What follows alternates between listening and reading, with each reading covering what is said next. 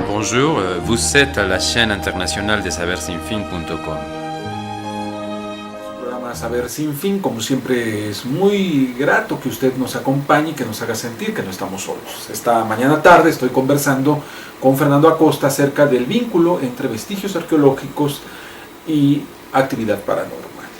Son las 13 horas con 28 minutos del día 2 de enero del año 2015. Estamos transmitiendo a través de la señal internacional de sabersinfin.com.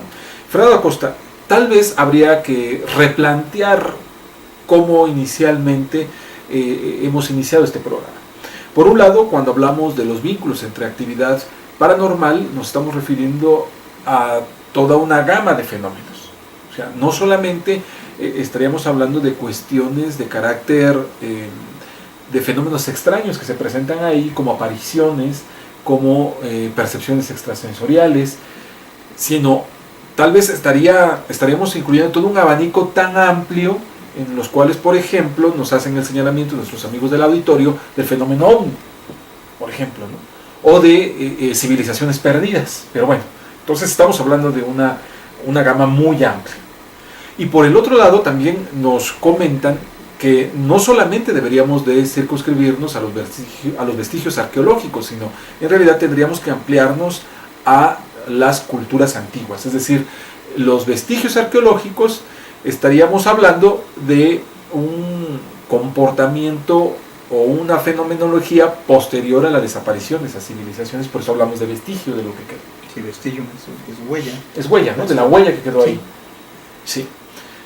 Entonces, retomando estos dos comentarios, Fernando, yo iría un poco más atrás de cómo iniciamos esta conversación. Tendríamos que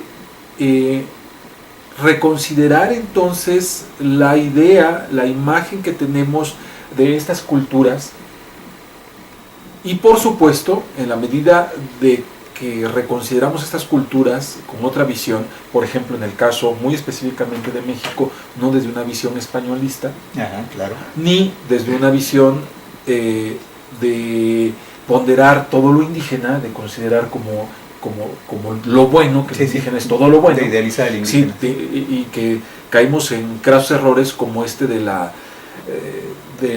amor por los inditos. Así. ¿Sí? Entendido de manera peyorativa todo. Sí.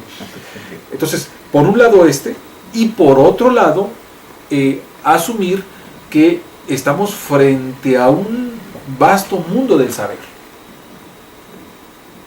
¿Cómo, desprendiéndonos de todos estos atavismos, podemos reconsiderar entonces este panorama desde donde estamos hablando? Mira, como en toda investigación, tienes que empezar por algún lugar. Ajá.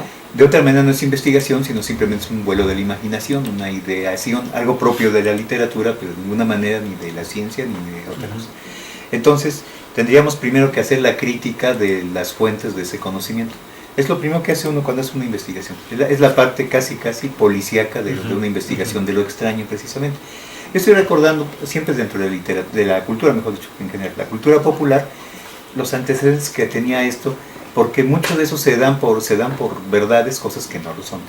Recordemos que la teosofía es una religión, bueno, una para-religión, porque es una religión con pretensiones científicas y universalistas y místicas y espirituales. Era una mezcolanza de muchas creencias que estaban de moda entre la aristocracia europea. Desde ahí, y muchas de esas cosas que son afirmaciones gratuitas que se hacen. Se publicaban muchísimos libros en esa época que te hablaban de la Atlántida, de Lemuria, de Lemuria, hablando de civilizaciones perdidas, y se publicaban de los conocimientos de los lamas tibetanos y un montón de cosas que uno con el tiempo, cuando se va de uno dedicando sistemáticamente a esto, pues vas haciéndolo de un lado, porque es bueno, y aquí esto que me dice. O sea, una investigación tiene que hacerse siguiendo el método científico, es decir, partir del presente e ir documentando la investigación hacia el pasado. Y cuando encuentras algo, que puede ser extraordinario, misterioso, sorprendente, tienes la suficiente fundamentación, la suficiente evidencia dura, evidencia material para decir, bueno, sí sucedió esto. De otra manera se está volando. Una cosa, por ejemplo, que a mí me llama mucho la atención es cuánto está difundido si es un prejuicio, o sea, antes de juzgar, el prejuicio de que muchos de los adelantos tecnológicos de ahora son de origen extraterrestre, cuando a mí, al menos en algo que me apasiona, que es la electrónica, desde que tenía yo 12 años, pues he venido viendo cómo va evolucionando desde las partes de prácticamente de curiosidad de laboratorio, toda la labor de los aficionados, los inventores, hasta llegar a cosas muy, muy sofisticadas que tenemos ahora, como las computadoras, por decir algo, ¿no? No le veo nada de extraterrestre, ¿no? No sé, podría haber algunas otras. Nunca uno domina todo el conocimiento, ni mucho menos, pero siempre hay que ser cauto en eso. Ahora, yéndose a la cultura popular, hay dos antecedentes que yo creo que había aquí que tomar, porque son el puente de lo que tú me estás preguntando. ¿Sí? Una fue un departamento dentro del régimen nazi que se llamaba Ahnenerbe, que lo fundó Heinrich Himmler. Ahnenerbe quiere decir herencia ancestral, herencia de los ancestros en alemán. Y precisamente ellos tenían, también había todo un trasfondo mágico, ocultista detrás del nazismo. El mismo Hitler era un erudito en esos temas, ¿no? Aunque nunca lo manifestaba, pero quienes han hecho su biografía, bueno, conocen hasta qué librerías visitaba y qué libros leía y qué anotaciones hacía en los márgenes de los libros. Entonces había todo eso. Entonces esa Ahnenerbe fue un departamento que financió expediciones a todos los lugares mágicos, entre comillas, del mundo, importantes porque andaban tras un poder. Eso lo hemos visto retratado un tanto simplificadamente o simplonamente en las obras, mejor dicho, en las películas de Indiana Jones, sobre todo en la primera yo diría, y la perdón, tercera. Fernando Acosta, tratando de ridiculizar este interés nazi por un saber antiguo. Hay mucho de eso. Es por una parte, digo, también hay que tomar en cuenta eso. Lo que tú me decías, siempre sí ha habido, y yo creo que hasta la fecha sigue habiendo interés en eso, porque sería un poder superior a lo humano, y quien tuviera ese poder hoy pues dominaría ahí sí el mundo. Los nazis siempre quisieron dominar el mundo, y hay otros ahora, unos neonazis de Guarache, de Alpargata o de lo que quieras, que quieren seguir dominando el mundo ahora, ¿no? Pero bueno, ahí sí ya pues estaríamos hablando de alguna psicopatología en este caso. Y por otro lado, una película mexicana, que por cierto, creo que es creo que la única que me gusta de Cantinflas, no por Cantinflas, que en ese tiempo hacía pareja con Medel, Manuel Medel, otro cómico también, que no tuvo tanta suerte como Mario Moreno, o no se conectó debidamente, ¿no? Que se llama El signo de la muerte. Debe ser como de los años 30, por el tipo de fotografía, el sonido y todo ello. Y es una historia, por cierto, que había que ver quién la dirigió y sobre todo quién hizo el argumento, porque es interesante.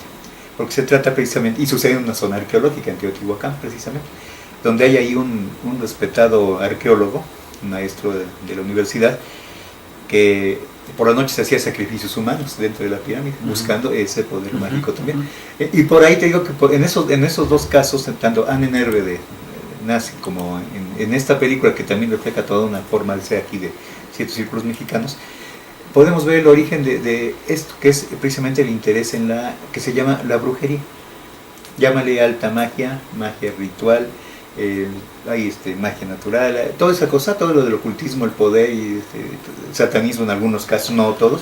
De ahí viene el interés primordial. Ahora que estás diciendo esto, ¿sí? Fernando Acosta, perdón que te interrumpa, pero viene a mi mente este artículo que escribiste sobre lugares de poder. Objetos y lugares de poder. Objetos y lugares de poder, ¿no? Así es, sí.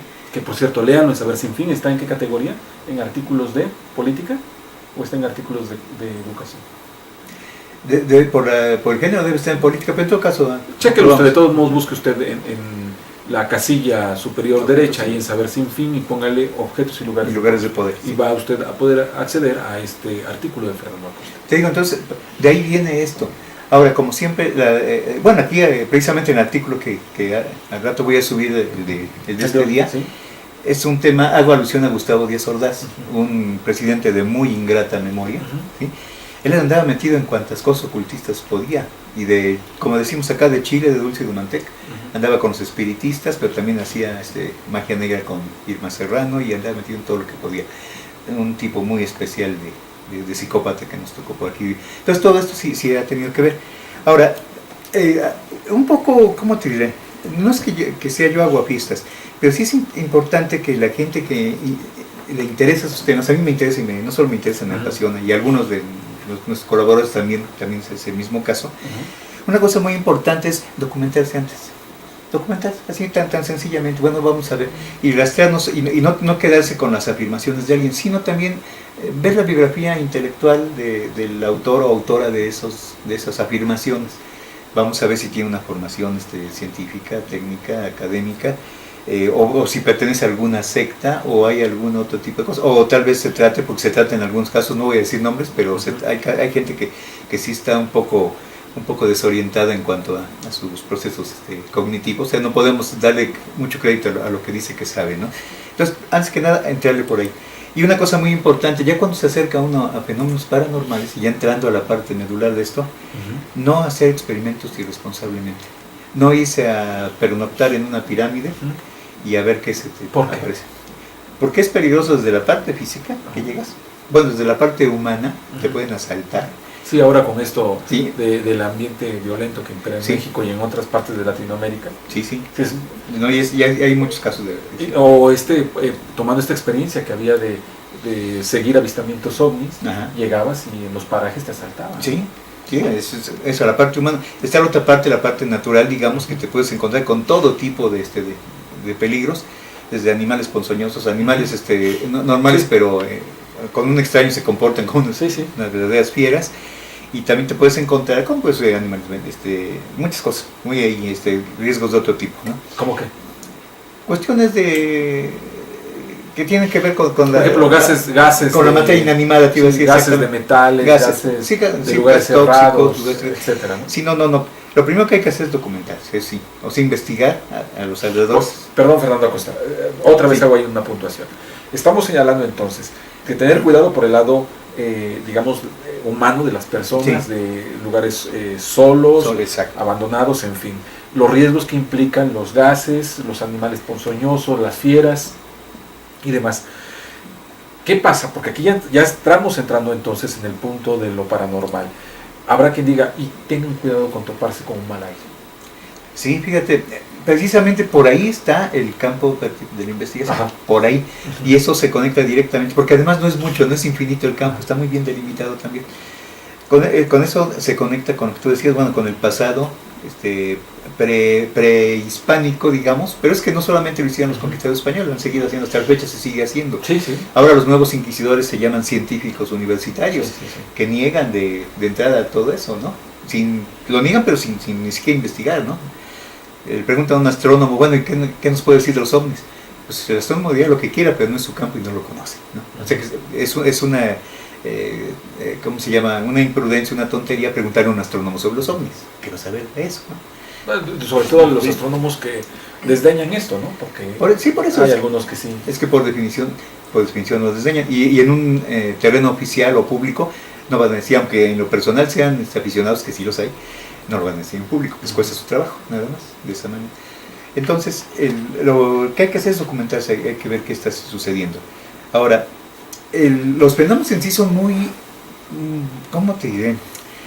Son muy frecuentes, pero también muy insidiosos. Esa es una de las cuestiones que todavía está en discusión, y yo creo que la discusión va a durar otro rato, de si tienen intencionalidad o no esos fenómenos extraños que pasan.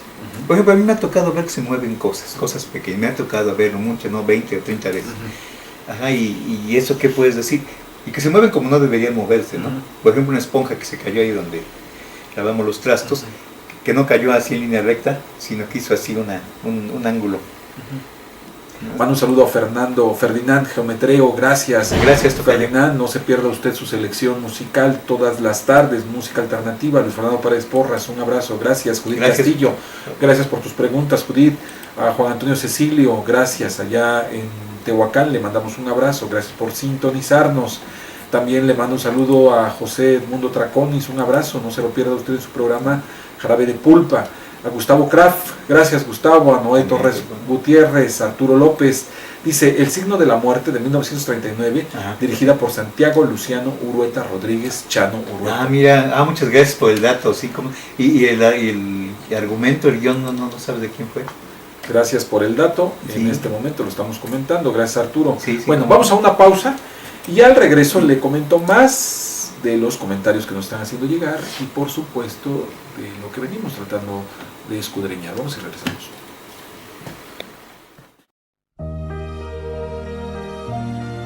Bonjour, vous êtes à la chaîne internationale des saversinfin.com.